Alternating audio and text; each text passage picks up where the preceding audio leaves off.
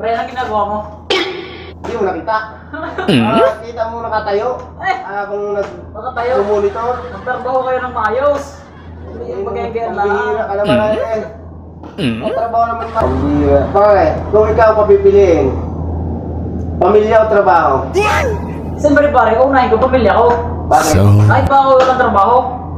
Oh? Siyempre, yung pamilya, masakit pag nawala. Pero ang trabaho, hindi masakit kahit pa mawawala sa...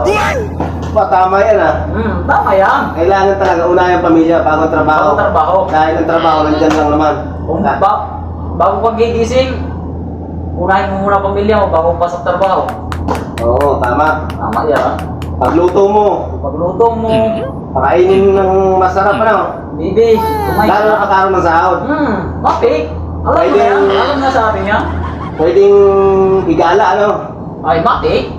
Siyempre, araw ng sahod, big time tayo yun. Araw ng sahod. One day millionaire. Oo. Kinabukasan, wala na na. Alright! Alright. Tapos, siyempre, pag masaya ang pamilya, mas masaya tayo.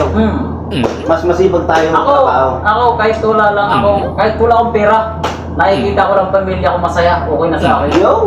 Pares po tayo, buddy. Kailangan talaga maging masaya ang pamilya mo. Kahit ba ako papasok, walang kain, papasok, tutulog, basta pamilya ko, makita ko masaya, marami rin akong busog. Ayos, buds. Yan ang unahin natin. Pamilya bago ang trabaho. Pero, dapat pinapalagan din natin ang trabaho. Trabaho. Mahirap din naman. Puro pamilya, walang trabaho. Walang trabaho. Ano kakainin mo? Gutom din, di ba? Luto na puti natin. Ano sinasabi ko? Tunay. Kailangan, balansin pa rin. Balance eh. Matik. Bakit Matik. Alright.